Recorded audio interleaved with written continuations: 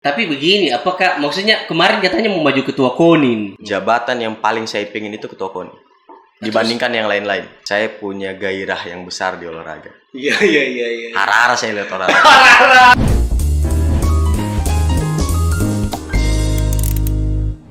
Oke, assalamualaikum warahmatullahi wabarakatuh. Selamat datang di Saraba Channel.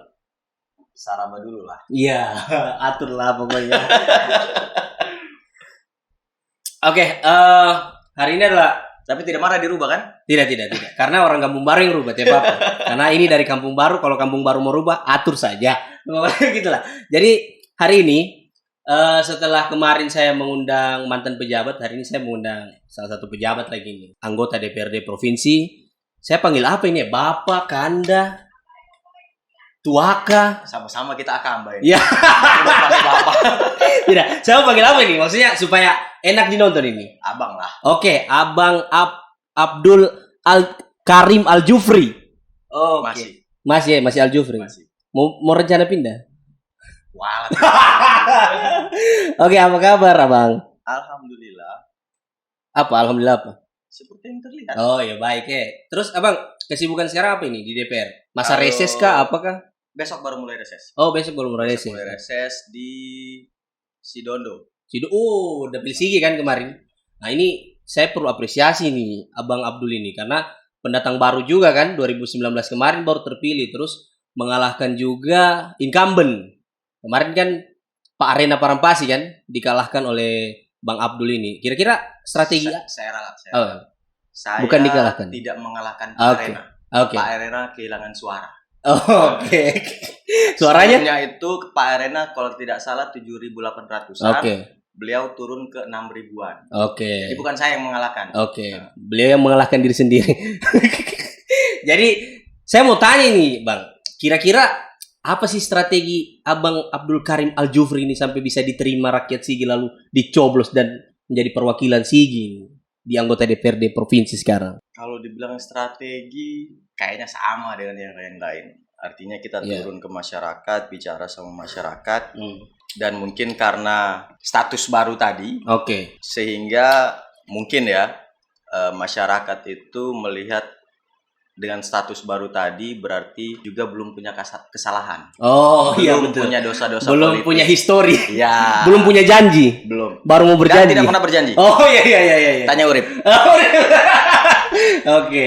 Saya tidak pernah berjanji waktu turun. Oke. Jadi karena strategi saat apa itu kalau saya datang bicara misalnya 30 sampai 45 menit. Kalau 30 menit saya bicara berarti 25 menit itu untuk Prabowo Sandi. Oke. 5 menit baru Abdul Karim. Wah, luar biasa. Karena kemarin bersamaan dengan Pilpres juga toh. Saya tidak pernah kampanye buat diri sendiri. Oke. Jadi mungkin bukan pemilihnya Abdul Karim, mungkin pemilihnya Prabowo Sandi. Bisa jadi. Pansos mengakui juga berarti. Panjat sosial ke Prabowo Sandi. Bukan pansos ya. Apa? Gendong macan. Iya. Luar biasa ini istilah-istilahnya Bang Abdul ini. Terus Bang Abdul, kan sebenarnya figur Bang Abdul ini kan passionnya kan tidak di sini sebenarnya kan. Artinya berbelok sangat jauh ini dari pesilat pesilat nasional menjadi pesilat lidah di DPRD provinsi. Ini jauh sekali. Maksudnya apa? Ada apa? Maksudnya dari pesilat nasional juara dunia 2 kali loh, ya kan? Terus menjadi pesilat lidah, kenapa gitu? Iya, kalau dibilang berbalik ya 180 derajat. Iya, betul. Kita sama-sama tahu. Iya. Olahragawan itu kan sportif ya. Iya. Jadi apapun yang dia dapatkan berarti itulah hasil dia latihan. Betul. Dari dulu juga tidak mau terganggu atau diganggu hal-hal yang berbau politik. Iya. Dulu saya kenapa tidak bisa mewakili Sultan waktu zaman remaja karena ada politik-politik tadi. Makanya saya bilang saya benci politik saat itu. Dulu? Ya. Iya. Kemudian ketika berbalik ke sini saya sadar. Karena apapun yang kita alami sekarang itu hasil dari kerja-kerja politik. Jadi daripada saya jadi korban politik, mendingan saya ikut terjun ke situ. Mengorbankan orang. Jadi korban. Tidak jadi korban. Jadi itu sebenarnya alasan berbelok. Tidak berbelok. Tidak berbelok. Karena politik buat saya itu alat untuk menjadi diri sendiri. Oke. Jadi waktu jadi pesilat tidak dia di diri sendiri. Jadi pesilat itu kita mengeluarkan apa yang menjadi bakat kita. Oke. Kalau menjadi politik kita mengeluarkan apa yang ada di dalam yang tersembunyi. Ya. Karena jadi kalau selama ini kau pintar cari uang, kau akan memanfaatkan politik dan jabatan politik itu untuk cari uang. Oh, oke. Kalau kau terbiasa melayani masyarakat, melayani orang, kau akan jadikan politik itu sebagai alat untuk melayani masyarakat. Biar lebih maksimal. Iya, karena sudah punya kekuatan politik itu. Oke, keren. Terus ini saya mau tanya juga. So kayak politisi belum? Wah, asli. Ini, pokoknya saya tidak mau lagi bicara. Pokoknya inilah. Coba abang baca dulu ini. Zenan. Ya, tapi lebih zenan lah. Ini ada hashtagnya. Sudah, ente semua saja itu. Kampung baru sekali. Masih akamba sekali. Terus ini gara-gara pesilat juga, gara-gara Abang Abdul ini jadi pesilat, saya cuma dengar-dengar ini. Akrab sekali dengan Pak Menhan. Ini apakah ilmu kampung baru diterapkan waktu batende-tende Menhan atau bagaimana ini? Ini harus diklarifikasi nih. Kalau sama Pak Menhan itu tidak bisa ditende. Oke. Jadi bagaimana ini strategi kampung baru dibawa di sana? Tidak bisa juga dipakai itu. Tidak bisa juga. Karena yang dilihat Pak Menhan itu prestasi. Oke. Jadi mau kita kayak bagaimanapun, kalau prestasi kita bagus, kita siap untuk merah putih, karena waktu itu kan kita atlet pasti berjuang untuk merah putih. Itu sudah jadi nilai plus buat Bapak. Itu yang membuat Bapak tertarik untuk kenal lebih jauh Sang Abdul Karim Al-Jufri ini ya? Bukan kenal lebih jauh sebenarnya. Tidak, bagaimana sih ceritanya sampai bisa akrab begitu? SMI ini kan yang bikin Pak Prabowo. Oke. Terus? Dulu kita kan latihan di sini di Bambaru itu. Iya, Bambaru. Sama Bang Muli. Ya. Bang Muli ini sudah duluan di Jakarta. Kemudian karena dulu di sini cuma nalangu terus. Nanti guys tahu sih nalangu itu apa? Baca kayak botol. Ya. Kalau kita di sini kan lengkap sebenarnya di Kampung Baru ini. Mulai dari yang ahli sajadah sampai yang haram jadah. Iya. Mantap. Mulai dari atlet sampai pepancuri. Iya. Lengkap ya. Lengkap di sini. Jadi di Kampung Baru paripurna lah. Paripurna.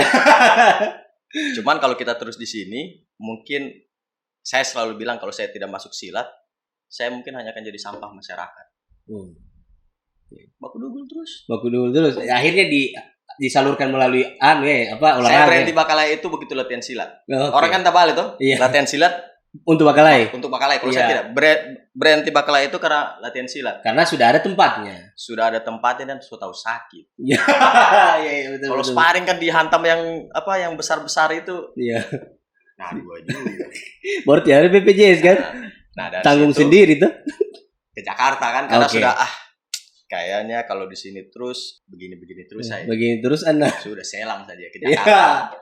Buta-buta ini. Tidak juga buta-buta. Ke Jakarta sama Ajus. Sampai di sana 1 minggu di rumah langsung ke Wijaya, ke padepokannya SMI itu. Oke. Sudah latihan di situ. Latihan di situ, alhamdulillah juara. 2001 baru ketemu sama Pak Prabowo. Iya. 2001. Awal pertemuan. Iya, dikasih bonus lah kan berprestasi. Iya. Pertama kali lihat dolar itu. Anak kamu lihat dolar ini. Foto, upload. Belum ada, masih tustel di Kalau kena matahari hilang. Kamu orang tahu tidak tustel itu? Tahu. Yang dicuci dulu. Terus saya dari situ langsung baku minta nomor HP dan Pak Menhan belum kayaknya masih pager zaman itu. Iya. Belum ada iya. Ya mulailah dibina-bina karena kita berprestasi, dikasih beasiswa lah. Sekolah lagi. Karena saya waktu itu belum lulus SMA. Yang dapat bonus dari prestasiku itu teman-teman yang lain. Karena saya bilang karena saya belum lulus, kasih ke yang lain saja. Rendah hati sekali ya. Sadar diri. Ya, itu penting itu. Terus kan dah. Bagaimana kita mau kuliah belum lulus SMA? Iya, betul. Mendingan kasih orang lain kan? Betul. Mau dipaksakan juga gimana? Tidak bisa. Curi umur lagi. Akhirnya mulai lagi latihan lagi, lulus SMA, kuliah gratis juga sih dari gratis kampus. Ngerasa betul anugerah sekali Juara, gratis. Iya. Juara itu saja dia dibanggakan tapi luar biasa 2 kali. Alhamdulillah. 2 kali.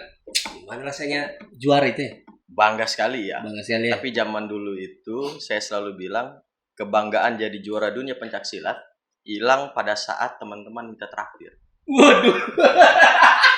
Berarti akhlak yang tidak bagus itu sudah dari dulu ya. Tidak bisa lihat orang sukses sedikit minta traktir. Sebenarnya lumrah teman-teman minta traktir. Okay. Artinya dia juga mau merasakan uangnya juara dunia. Iya. Nah, kenapa saya bilang kebanggaan atau kebahagiaan itu hilang pada saat teman-teman minta traktir? Karena juara dunia pencaksilat zaman itu tidak ada doinya. Waduh. Serius ini? Serius. Juara dunia 2 kali. Tidak dapat uang. Pertama kali saya juara dunia itu saya dikasih dari, karena kita kontingen DKI, dari pengurus DKI kalau tidak salah 2 juta, dari PB 1 juta, punya total cuma 4 juta. Baru minta traktir. Juara dunia yang kedua itu saya dapat beribu-ribu terima kasih. Alias beribu-ribu terima kasih. Hanya beribu-ribu terima kasih. Juara dunia mewakili itu kalau Indonesia. Diuangkan itu beribu-ribu terima kasih. Bisa beli rumah barangkali ya. Istana di surga. Istana di surga. Sama asli Akamba. Jadi yang kedua kali juara itu saya hanya minta ke pengurus, ke Bang Edi Prabowo. Oh iya. Bang, saya sudah juara, saya mau pulang ke Palu dulu, tapi tidak ada uangku. Waduh. Ya sudah, ini uang tiket segala macam. Okay. Itu bonus. Itu saja bonusnya. Dan mungkin karena zaman dulu itu tidak ada uangnya dan mungkin saya bersabar, uangnya diganti sekarang. Oh ya, jadi anggota DPR. Ya, apapun itulah artinya apa yang saya dapat sekarang itu mungkin rezeki yang kemarin-kemarin masih tertunda. Rezeki sabar kemarin itu. Oh, luar biasa. Tapi ini kan ke Anda lagi. Ini Abang. Kan Abang ini termasuk politisi muda lah. Saya mau dengar komentarnya Abang Abdul Karim Al-Jufri ini tentang anak-anak muda yang kemudian baru belajar politik lalu kemudian bercita-cita langsung mau bacalek. Bagus.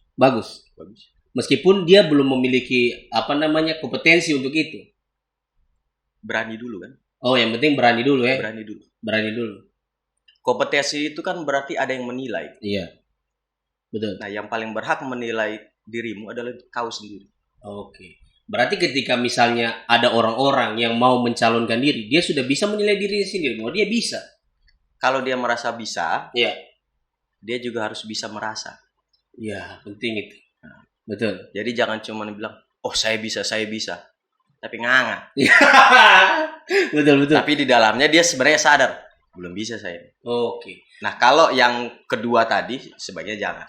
Tapi kalau yang pertama dia merasa bisa, terus dia bisa merasa bahwa dia memang bisa, bismillah. Oke. Berarti sebenarnya tiada salahnya bercita-cita jadi caleg di 2024. Yang paling penting itu harusnya dia bisa merasa dan dia merasa bisa. Tidak ada yang salah. Yang salah itu kalau kau tidak mau bercita-cita. Iya, betul sih. Betul. Karena biasa juga hanya karena tende-tende warkop kan. So bisa ente caleg. Caleg saja. Anak dukung ente aja. Suruh bergaul di Kampung Baru dia. Itu kan maksudnya itu semua yang bikin caleg banyak penemblek kan. Itu semua sih sebenarnya. Karena yang tadi merasa bisa. Ya, tapi tidak bisa merasa. Luar biasa. Itu sih keren sih. Tapi ini kan kita bahas nih gitu. Bang Abdul Karim Al-Jufri. Ini kan Abang ini kan tidak seluruhnya orang Palu lah. Maksud saya ada Al-Jufrinya. Lalu kemudian ada fam Arab gitu. Jadi kayak bukan orang kita. Pasti kan ada waktu kampanye juga begitu kan. Bukan orang kita itu, orang lain. Bagaimana sebenarnya kita menanggapi orang-orang yang seperti itu? Maksudnya kita tidak diakui, bukan tuh pununga tahai, ledo kita hai. Tonan tanina hai gitu deh. Ditambah logat Jakarta. Ya. Gua lo apa tamememun ya kan. Tapi saya kalau bicara dengan orang memang mau di Jakarta juga selalu pakai bahasa saya. Iya. Itu bahasa yang paling sopan. Oke. Saya tidak mau pakai logat Palu karena saya tahu saya punya logat Palu ini kasar. Iya, betul. Jadi saya lebih nyaman bicara dengan bahasa yang saya pakai sehari-hari di Jakarta itu. Kalau kembali ke yang tadi itu memang kalau saya mau memikirkan faktor-faktor X tadi, saya tidak akan caleg di Donggala Sigi atau di Sulawesi Tengah lah. Betul. Di Riyadh, di Madinah gitu. Siapa mau pilih kita di sana? Kan Arab. Bisa bahasa Arab. Pas bahasa Arab di akhirat saya bolos. Terus begitu kan. Tapi ya karena saya yakin saya punya sesuatu yang bisa saya tawarkan ke masyarakat. Saya punya kepedulian kepada masyarakat. Ini bukan bahasa tenda ya. Iya, oke. Saya terbiasa melayani adik-adik atlet. Dengan itu saya berkaca bahwa saya juga mampu untuk melayani orang yang lebih banyak. Oke. Jadi sebenarnya tiada persoalan itu ya. Tiada persoalan misalnya bukan orang kita. Tiada persoalan itu ya. Tidak berapa banyak yang kita bilang orang kita kemudian mengecewakan kita. Iya. Ini pengalaman nih. Pengalaman betul. Jadi sebenarnya saya sepakat sih karena begini, jangan hanya kita bilang orang-orang kita, lalu dia tidak berintegritas, tidak punya kapasitas, hanya karena persoalan isi tas. Waduh, kalau isi tas ya saya rasa berarti begitu kan deh. Pokoknya jangan sampai hanya karena persoalan dia orang kita, lalu kita pilih dan mengecewakan karena itu yang terjadi sekarang kan. Kalau misalnya kalau misalnya hanya memilih berdasarkan suku dan budaya. Aduh, mau jadi apa negara ini? Sebenarnya tidak ada yang salah ya dengan politik identitas. Yang tadi kan politik identitas. Betul. Agama, suku, itu kan politik identitas. Selama mereka mampu untuk membawa aspirasi masyarakatnya, masyarakat yang saya maksud ini kan yang sama dengan sukunya, yang sama dengan agamanya, betul. Itu tidak ada masalah. Dia mewakili lah. Tapi kalau hanya memanfaatkan politik identitas tadi untuk dirinya sendiri, betul. Itu yang harus kita lawan sama-sama. Betul. Apa saya pilih kau kalau kau juga bikin soy sama kita? Betul. Berarti tidak masyarakat ada manfaatmu buat kita. Betul. Kenapa tidak dicoba yang lain? Dan mungkin itu yang dilihat masyarakat sampai mereka mau memilih anak kemarin sore ini. Iya, betul. Karena mengalahkan senior sekali nih. Iya kan? Kita punya senior Abangda Arena Parampasi loh. Karena sudah lama juga berkecimpung. Lalu apakah memang pemilih-pemilih ini menyukai hal-hal baru? Bisa jadi ya. Kan muda, ganteng. Waduh. Ente puji diri sendiri. Kau tidak puji saya dari tadi. Saya puji loh juara dunia. Dan ini lagi satu. Itu bukan pujian, kenyataan. Iya kan. Tameme tidak saya. Tidak tameme sih. Cukup untuk menjadi orang kampung baru sudah cukup.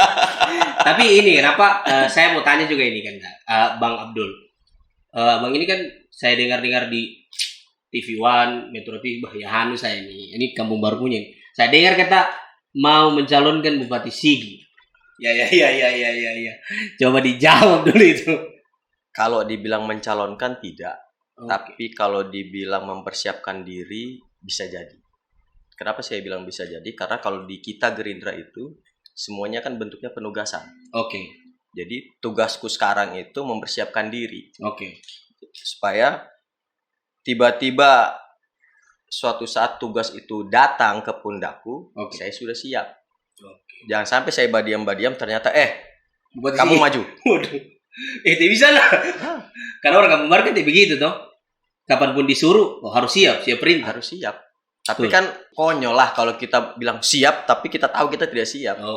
Jadi sekarang bukan dalam proses mau, tapi mempersiapkan diri dan memantaskan diri. Waduh, seperti yang tadi dibilang kan, pintar merasa pintar, begitu tadi? Tidak. Oke. Jadi ini kan, Bang, saya juga tadi sudah bertanya kepada teman-teman milenial. Kira-kira anak-anak muda yang seperti apa yang layak duduk di DPR di 2024? Nah, ada beberapa pertanyaan, saya mau minta nanti tanggapannya Abang Abdul. Dari ini ini sekretaris Gelora di Sigi. Anak muda yang aktif, inovatif, dan pastinya tidak apatis. Apakah Abangda Abdul Karim Al-Jufri setuju? Anak muda yang layak duduk di legislatif. Inovatif, aktif, dan tidak apatis. Muda saja itu bukan jaminan kita bisa mempunyai inovasi. Oke. Berarti tidak jaminan ya? Tidak jaminan. Oke. Tapi sosok anak muda yang mau terjun ke politik, mau berpolitik, dia memang harus memenuhi 3 kriteria tadi. Inovatif, kreatif, dan tidak apatis. Karena begitu kita tidak punya kreativitas, bagaimana kita mau merebut suara masyarakat? Iya, betul. Kalau kita banyak berdiam diri, itu kan yang aktif tadi ya. Iya. Siapa yang mau lihat kita? Iya. Di rumah saja tidak berprestasi, terus tiba-tiba tidak juara dunia. Bukan soal itu. Politik bukan soal juara dunia atau tidak. Tidak ada urusan. Tidak bisa dijual. Ini saya tende padahal ini. Terus apa lagi? Tidak ganteng. Waduh. Apa lagi coba?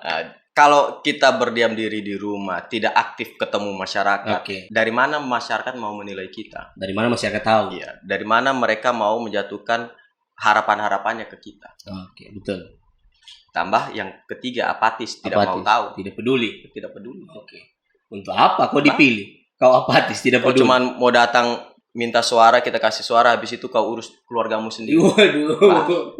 Kau urus dirimu sendiri. Iya, betul. Cuman kau yang besar perutmu, yang lain tidak besar perutnya. Yang singgung leh. Saya tersinggung. Jadi kan bakat alam. Tanda kemakmuran. Ayu, Abu Yukul. Ada lagi nih, Abang. Ini dari Ketua GMI ini, Safina.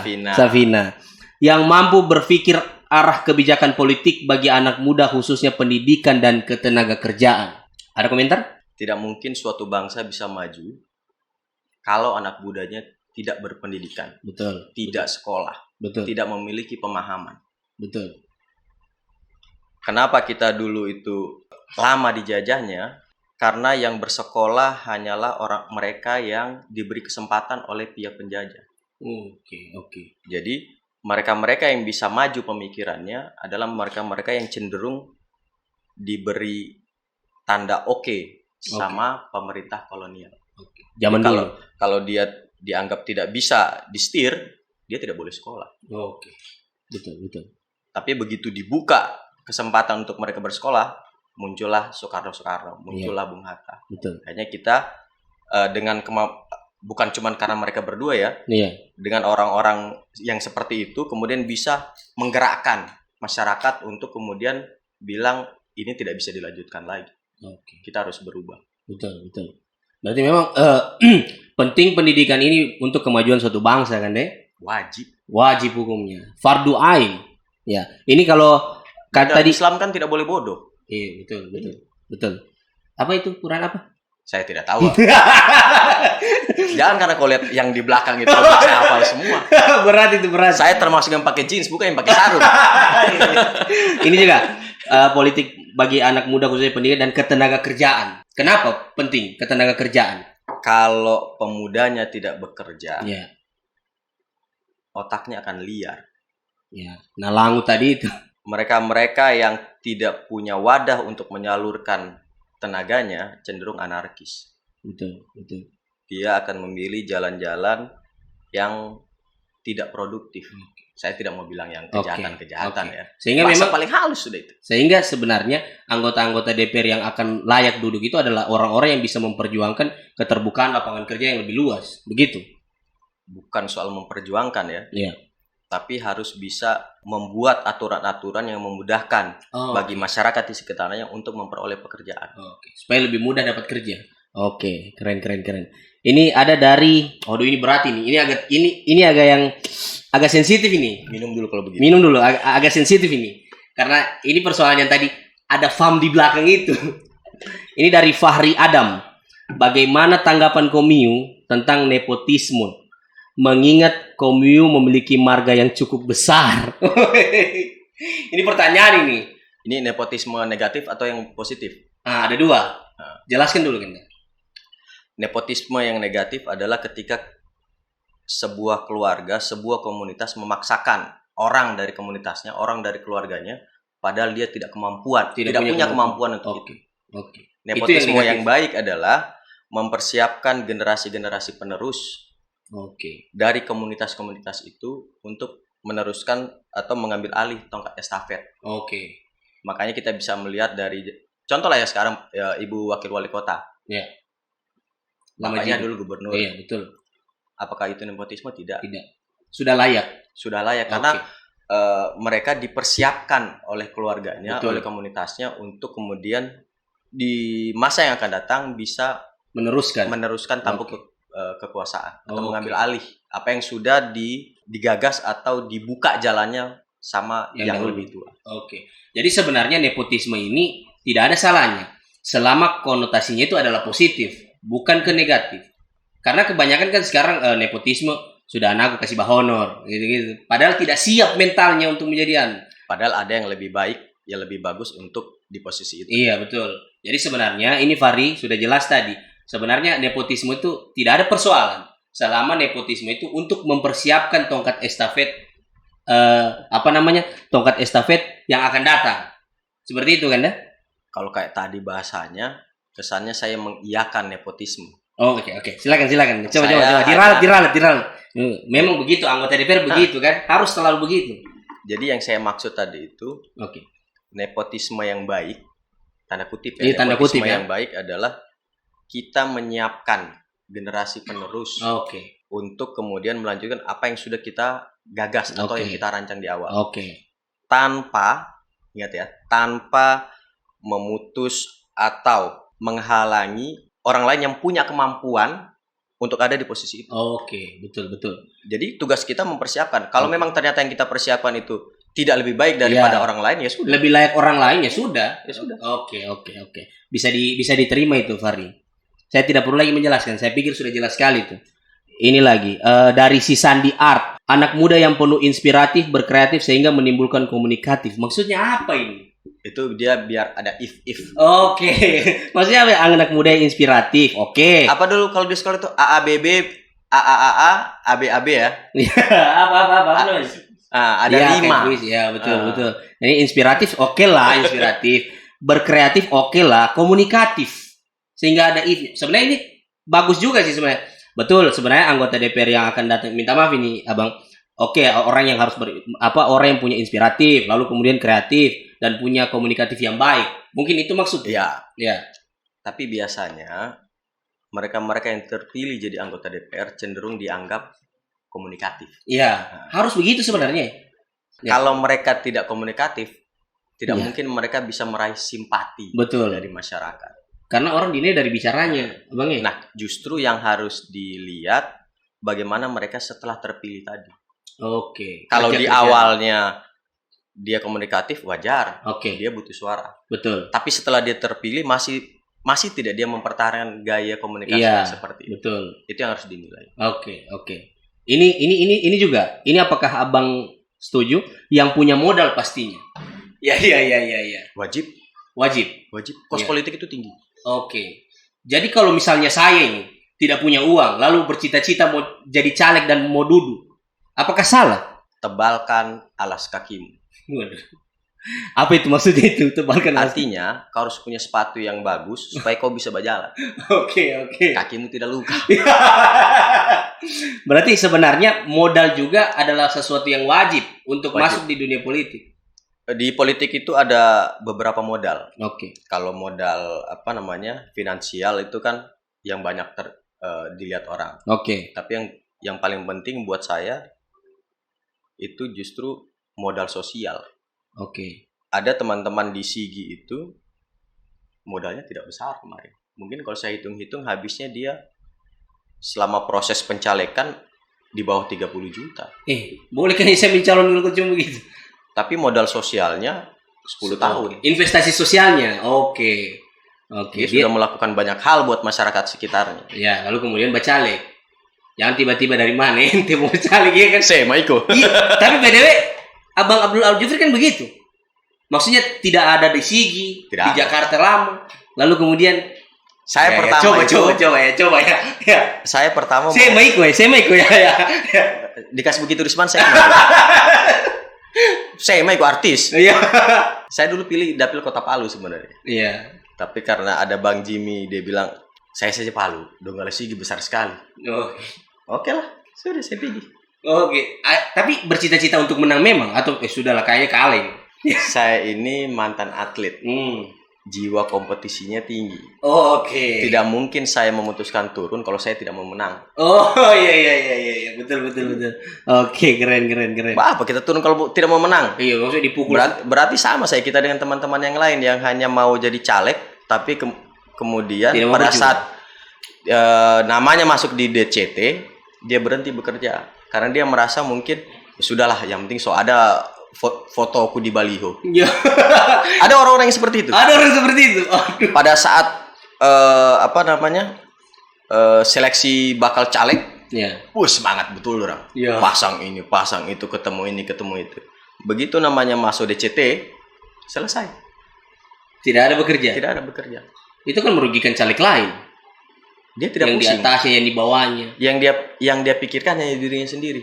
Orang bisa lihat dia punya di CV-nya tertulis mantan caleg. Oh, di situ ya. Yang penting sudah pernah jadi mantan caleg. Di dunia atlet juga begitu. Ada orang-orang yang hanya yang penting so pakai jaket. Yang penting jaket ya. Yang penting so dapat jaket kontingen sudah. Malas-malas dia latihan tidak juara. Tapi begitu dia pulang ke tempat, dapat honor sudah itu pakai jaket terus. Iya. Wah, ada tulisan Kota Palu, Sultan. Indonesia sudah. Bangga. Nah, kalau kita bicara soal atlet ini mau PON. Bagaimana kita Abang lihat persiapan PON khususnya pencaksilat ya? Kalau yang Sultan saya tidak pantau. Oh, kenapa? Belum kelihatan latihannya di mana. Berarti kemungkinan kecil tidak dapat medali. Kemungkinan besar. Ayolah. Jujurlah pada dirimu sendiri. Saya tidak mau mematahkan semangat mereka ya. Oke. Tapi memang untuk pencaksilat agak berat. Agak berat ya? Agak berat. Saya terbiasa di Jakarta, terbiasa memantau atlet-atlet nasional. Saya tahu mana daerah-daerah mana yang punya kans untuk dapat juara. Nomor-nomor mana yang juaranya itu hanya diperebutkan oleh provinsi A, B, C. Dan kita belum ke arah situ. Belum ke arah situ ya. Tapi semoga nanti akan ke arah situ ya. Terus insya Allah. Amin. Doakan saja. Bertanding ini kan selain skill, rezeki dari atas. Iya betul. Ada juga bejonya. Jadi untung-untungnya. Latihan itu bukan untuk bikin kau juara. Latihan itu untuk bikin kemampuanmu meningkat. Soal juara itu tergantung kemurahan Allah. Betul. Tapi begini, apakah maksudnya kemarin katanya mau maju ketua KONIN? Ya. Saya dengar kabar ini di Metro TV saya dengar. Kalau mau jujur, jabatan yang paling saya pengen itu ketua KONIN dibandingkan yang lain-lain. Kenapa? Kenapa harus ketua KONIN? Apa yang jadi cita-cita dan impian? Saya punya gairah yang besar di olahraga. Iya. Harara saya lihat olahraga. Jadi kenapa tidak mencalonkan kemarin? Saya baca persyaratannya dari mungkin berapa ya? 11 atau 12 persyaratannya. Tidak ada satupun yang saya masuk. Bukan pejabat publik. Saya anggota DPR. Otomatis gugur. Bukan pengurus cabur. Saya bukan pengurus cabur di Sulteng, otomatis gugur. Terus apa lagi ya? Atau sengaja digugurkan? Wallahu a'lam. Tapi bagaimana harapan Abang Abdul Karim Al-Jufri ini untuk atlet-atlet di Sulteng yang akan berlaga? Kalau soal harapan, pasti harapanku tinggi, besar buat mereka. Karena biar bagaimanapun di usia yang semuda itu, mereka mampu dan mau memikul tanggung jawab yang besar. Untuk sekedar memberi kehormatan bagi daerahnya. Karena ya bisa saja di usia-usia itu kan banyak orang yang punya kegiatan lain. Betul. Tapi mereka memilih untuk menjadi atlet, memberikan kebanggaan bagi Sulawesi Tengah. Otomatis kita harus mendoakan, kita harus punya harapan yang besar buat mereka. Betul. Karena sedikit banyak kalau kita mensupport mereka walaupun tidak langsung ke sana dengan doa-doa, siapa yang bisa tahu doa siapa yang diijabah? Betul.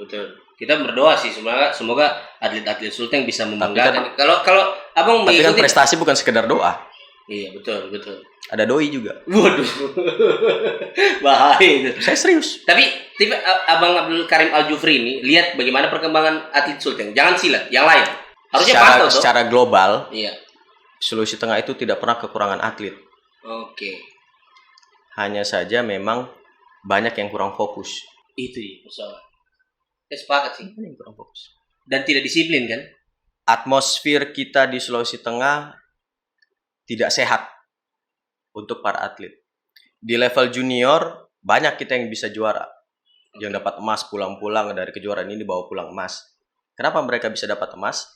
Apakah lawan-lawannya jelek? Tidak. Mereka bisa dapat emas karena mereka hidup berasrama. Itu dia.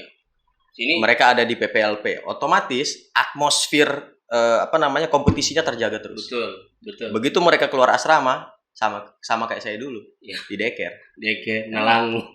Saya tidak tahu kalau yang sekarang Nalangu ya. Tidak, mudah-mudahan ya. Tapi yang jelas begitu pulang ke rumah pasti di Deker. Iya pasti. Bagadang, merokok, gitar. Saya dulu merokok juga. Sekarang? Vape. Oh iya. Jadi atlet saya merokok. Perokok berat. Bisa juara dunia? Karena saya dipaksa sama pelatih saya itu dibolehkan merokok asal nilai tes saya lebih tinggi dibandingkan yang tidak merokok. Oke, di situ ya. Jadi berarti bargaining lagi dengan pelatih. Saya mau bargaining, tantangan. Anda mau badohan ini maksudnya. Ada juga yang tidak boleh kita merokok, ditampel yang lain segala macam. Tapi ada yang agak moderat. Boleh merokok asal nilai tesmu lebih tinggi daripada yang lain. Bisa tidak ya? Ya sudah bisa saya daripada saya berhenti merokok. Waduh. Dipaksa latihan. Mungkin karena dipaksa juara. Harus begitu sebenarnya. Kalau mau juara harus dipaksa. Harus bisa memaksa diri. Iya betul. Harus keluar dari zona nyaman ya. Terus Abang Abdul Karim Al-Jufri, kalau melihat sekarang perkembangan Sulawesi Tengah anak-anak mudanya kan, kayak ini sekarang YouTube Saraba Channel, bagaimana Abang Abdul melihat? Saya tidak kaget sebenarnya. Orang-orang Palu ini kreatif. Iya, apalagi Kampung Baru ya. Tenda sedikit. Saya sudah bilang tadi, mulai dari yang sajadah sampai haram jada. Oke. Atlet ke papan juri, musisi paling banyak di sini. Iya betul. Lihat Palu, rival. Oke. Itu kan saya punya angkatan itu. Oh iya. Cuman memang jalannya berbeda. Beda. Di Kampung Genrenya beda. Di Kampung Baru ini lebih berat musisinya daripada atletnya. Makanya lebih terkenal rival daripada Komio di sini. Kalau harus diakui. Harus diakui ya. Dia prestasinya bagus loh. Dia bisa dia ikut band bagus, dia bikin solo juga dia terkenal. Tetap eksis sampai sekarang kan. Bisa bikin KBF terus dari tahun berapa kita pertama KBF itu? 2016 kayaknya. Tinggal mau jadi anggota DPR juga kayaknya sendiri. Kayaknya dia agak-agak anti itu. Anti dia. Oke. Tapi orang-orang idealis seperti dia itu kayaknya ya kalaupun dia tidak terjun langsung, dia harus bisa menjatuhkan dukungannya ke orang yang dia rasa sedikit banyak bisa mewakili idealismenya. Karena dia juga punya mimpi. Mimpi itu harus didukung oleh kekuatan politik. Kalau saya sih menurut saya itu ya kan begitu kan? Contoh kecil KBF itulah. Iya. Kalau tidak ada keputusan politik dari wali kota, betul. Ya. Tidak ada bantuan dari Abdul Karim. Tidak. Terus, nah ini ada lagi, ini agak riskan nih, tapi Bismillah lah ya. Dari Fauzan Karantaruna Mantikulore, dia ketua Karantaruna Mantikulore. Katanya beliau atlet yang disia-siakan Sulteng. Nanti sudah juara dunia, baru dia balik lagi ke Sulteng. Taulah Sulteng toh, kalau tidak ada orang dalam tidak dipakai. Padahal beliau ini atlet hebat, tapi disia-siakan dulu masa mudanya dan akhirnya dia jadi atlet DKI sampai masuk pelatnas, juara dunia 2 kali kalau tidak salah. Kalau tidak salah berarti betul. betul. Itu disia-siakan Sulteng. Why? Ya mungkin mereka punya pemikiran lain zaman itu ya. Tapi memang di zaman itu kondisi olahraga di Sulteng tidak sehat. Tidak tahu lah kalau sekarang ya. Jadi akhirnya orang-orang yang berbakat pindah keluar dari Sulteng. Karena apa? Mungkin bukan karena uang. Bagi atlet itu uang nomor sekian. Yang kita butuhkan itu kesempatan untuk membela daerah. Karena itu kebanggaan buat kita. Ini cerita sedikit, Abang. Kenapa sampai dibilang disia-siakan? Dulu saya juara di Palu. Terus tidak masuk pelatda. Ikut pelatda. Terus? Karena pelatdanya kita orang itu gabung sama pelatda PON. Kita orang kan remaja zaman itu. Begitu pelatda PON berangkat untuk PON, kita orang berhenti latihan. Kenapa? Pelatihnya juga ikut PON. Ikut prapon. Iya, betul. Ikut prapon. Libur latihan, saya ke sekolah, SMP Al-Herat. Iya. Ada teman satu pelatda juga yang kebetulan di Sanwi Al-Herat. Dia bilang, kau tidak ke Jakarta? Saya bilang, Bapak ke Jakarta? Orang sudah berangkat semua. Maksudnya, bertanding dorang. Iya. Tanpa pemberitahuan sama sekali. Itu saya marah. Dari situ ke cewek? Marah, saya agak-agak mengamuk lah sedikit. Saya hancur Al-Herat dibikin dia? Tidak. Tidak berani, kualat gitu. Saya tanya, kenapa saya tidak dikasih tahu? Jawabannya itu yang bikin saya sakit hati, bikin saya jengkel. Apa itu? Dia ini tiap hari bawa dengan babe. Tahu babe itu? Saya punya kakak. Tahu. Jawabannya dia, saya tidak tahu mau dikirim undangan kemana. Waduh. Maksudnya akal tidak? Padahal baku bawa dengan babe. Tiap hari bawa. Sampai sekarang masih bawa. Waduh. Ini mau disebutkan namanya tidak? Tidak usah. Oke. Itu yang bikin saya sakit hati. Ya mungkin itu juga hal-hal seperti itu juga yang bikin model Aspar ya, yang panjat tebing pindah. Berarti sama kasusnya ini. Kemungkinan. Nah kalau kita mau berubah, harusnya kita memberi ruang buat atlet-atlet potensial. Kita ikat mereka. Oke. Betul. Kita ikat supaya tetap mau di Palu. Kalaupun mereka tetap pindah, berarti memang mereka yang tidak mau membela Sulawesi Tengah. Tidak mau membela daerah. Tapi ini kan memang mau, tapi tidak diberi kesempatan. Ini karena orang dalam kayaknya. Maksudnya ini juga nepotisme yang ini kayaknya. Itu yang harus kita cambuk. Iya, itu nepotisme yang negatif. Itu yang harus kita cambuk. Iya, cambuk kuda. Iya, betul. Karena mereka itu yang menghalangi orang-orang hebat di Sulawesi Tengah mewakili Sulawesi Tengah. Betul. Nah, ini juga cambukan keras untuk orang-orang yang terlibat dalam olahraga, mengurus olahraga, misalnya KONI dan lain-lain. Nah, jangan sampai kita kehilangan atlet-atlet yang baik lagi, atlet-atlet yang berprestasi. Bayangkan Bang Abdul ini akhirnya menjadi perwakilan DKI, lalu menjadi juara dunia. Rugi Sulawesi Tengah. Nah, bercanda. Nanti kalau mau pukul meja pun terusan beliau lah. Itu sih sebenarnya. Ini harus betul-betul berkaca lagi kita. Jangan sampai kita kehilangan Abdul Karim berikutnya. Mungkin saya terlalu jauh. Aspar lah yang paling dekat. Aspar berikutnya lah. Jangan sampai kita kehilangan. Cukup sudah 2 putra daerah hilang. Apakah ada lagi selain Aspar dan Bang Abdul? Kalau tidak salah Kristo ya. Banyak juga. Karate. Waduh. Mungkin Kristo itu. Pindah juga. Tapi dia karena menikah. Oh, beda itu persoalan ngebucin itu. Itu beda. Kalau ini memang betul-betul bucin juga, tapi bucin budak cinta terhadap daerah ini, tapi tidak dipergunakan. Harus memang. Anak hantam itu sih. Pagi saja orang di Bambar. Katanya saya dulu. Harapannya untuk anak-anak muda di Palu supaya lebih kreatif lagi atau apa gitu. Jangan pernah kehilangan motivasi. Oke. Jangan menunggu motivasi itu datang kemudian berbuat. Oh, jangan menunggu motivasi itu datang. Lakukanlah kegiatanmu, karena dengan kita melakukan kegiatan itu, insya Allah otomatis motivasimu akan selalu terjaga. Iya, termotivasi dengan sendirinya. Oke. Harus begitu. Terus? Dulu saya kenapa terus bertahan? Iya. Karena sedikit banyak saya menjaga motivasi. Di masa keemasan itu, saya latihan 1 minggu 7 hari. Setiap hari berarti. Jadwal pelatnas itu Senin sampai Sabtu pagi. Oke. Sabtu sore saya ke tim remaja DKI, latihan sama mereka. Oke. Latihan sama orang itu bukan karena saya tidak capek, justru karena saya capek. Iya. Jadi saya harus cari suasana lain. Kalau kita latihan sama adik-adik kan gengsi. Iya. Kalau kita capek duluan, malu sama yang muda-muda. Ya. Kasih keluar lagi sedikit skill. Kasih keluar lagi kan. Iya. Apalagi di tende-tende besar lagi kepala. Kakak. Abang ini bagus ya begini. Iya. Hari Minggu saya kembali ke perguruan. Tapi tidak selamanya latihan ya, udah bakeringan segala tidak. Saya kadang cuma duduk lihat orang-orang latihan, koreksi sedikit, dan itu jadi motivasi juga buat saya. Di depan adik-adik perguruan, saya harus juga sekali-sekali memberi contoh. Karena dengan saya hadir, mereka akan termotivasi. Kita latihan ditonton Bang Abdul nih. Iya, orang ganteng malu-maluin. Ganteng nomor sekian lah. Kalau prestasi itu kan udah dangka mukamu. Kalau kau juara jadi ganteng juga. Karena prestasinya yang kita lihat. Iya, betul. Berarti untuk anak-anak muda jangan berhenti untuk memotivasi dirinya sendiri. Terus memotivasi diri sendiri. Saya sih suka tagister terus ini. Oh iya, sorry. Tenang kan atlet itu. Padahal tadi saya bilang saya yang nakal kaki. Ternyata kamu yang nakal kakimu. Tapi saya suka ini quotes di Instagramnya. Saraba dulu lah. Sembarang kau lah. Jadi ini saya suka sekali nih. Merendahkan orang lain berarti menutup pintu kesuksesan untuk diri sendiri. Kenapa sampai menulis begini? Sebenarnya itu bukan quote pribadi ya. Oke. Saya dapat itu juga dari filler YouTube. YouTube atau Facebook ya. Oke. Jadi ada trailer ya. Dia karena dia merendahkan seorang office boy, yang dia lihat ini office boy kan.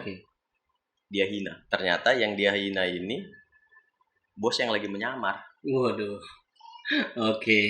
Jadi termotivasi dari situ. Akhirnya jadilah quote itu. Jadilah quote ini, merendahkan orang lain berarti menutup pintu kesuksesan untuk diri sendiri. Saya pikir pernah ada pengalaman teman mungkin pernah merendahkan Abang Abdul sekarang jadi supir pribadi. Siapa tahu tuh. Saya bukan supir pribadi, tukang bikin kopi. Oh, oke. Sampai sekarang pun masih jadi tukang bikin kopi. Tapi untuk diri sendiri.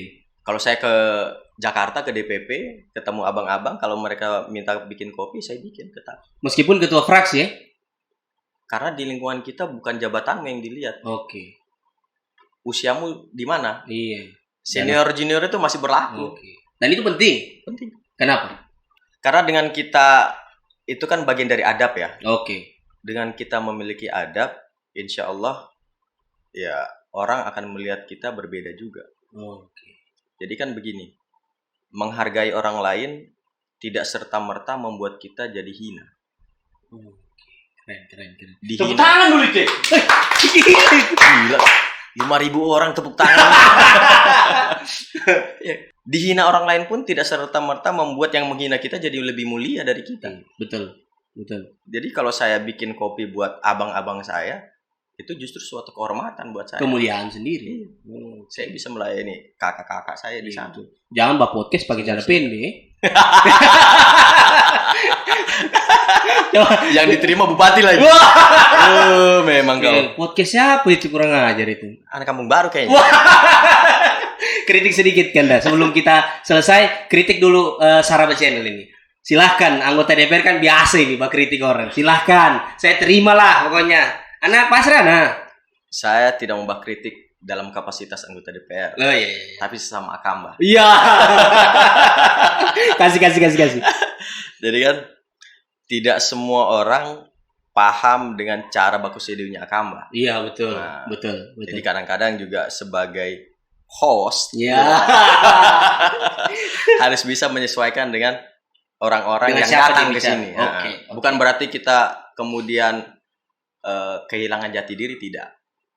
Tapi kan lebih baik kita menjaga daripada kemudian nanti ada bahasa-bahasa di luar sana. Wah, Arif ini begini-begini, terus kita ke sana. Jadi kan karena saya bilang tadi tidak semua paham dengan caranya kita orang di sini baku gara-gara. Betul. Kita orang di sini kan nanti tahu sendirilah. Sampai natumangi orang di pandang. Apalagi kalau masih ada ajis itu. Mana sih dia? Ada pesantren kan. Masuk podcast ente aja ya. Betul. Lanjut kritik lagi, Abang. Bukan kritik sih sebenarnya. Ini kan nasihat dari Abang untuk Adinda begitu. Nantua betul kita tetap jadi Arif. Siap. Tapi juga dengan kata di belakangnya bijaksana. Waduh, Arif dan bijaksana. Luar biasa macam nih. Kopi apa kan? Kan begitu kan kalau sudah masuk tende, selalu apa? Saya bukan orang yang suka dan bisa ditende. Karena saya tidak suka batende. Iya. Makanya saya jarang di warung kopi. Bikin kopi sendiri. Oke. Tapi saya minta harapannya Abang Abdul Karim Aljufri lah untuk Saraba Channel ke depan. Sesama Akamba tentu kita berharap apapun yang dilakukan teman-teman di Kampung Baru ini bisa sukses, bisa lebih besar daripada yang sekarang. Amin. Karena saya selalu sadar bahwa mereka yang top sekarang punya masa lalu. Oke. Mereka yang kurang top sekarang punya masa depan. Siap. Wah, itu keren. Keblangor, teman-teman. Gila itu. 2 kali sudah ini. Berarti kan kasih lagi. Kalau mau kasih tutup tangan ya orang. Jadi begini, seperti yang saya bilang dari tadi, kita di sini tidak kekurangan. Iya, betul. Lengkap. Hanya bagaimana caranya kita memaksimalkan apa yang kita punya di Kampung Baru ini. Siap. Dan harus jadi cambuk buat kita di Kampung Baru ini bahwa mereka yang cenderung besarnya setelah keluar dari Kampung Baru. Iya. Insya Allah besok saya ganti KTP. Nah, bukan soal itu. Nah, kau harus bisa buktikan sebaliknya. Okay. Tanpa harus keluar Kampung Baru, kau bisa bikin besar Saraba Channel.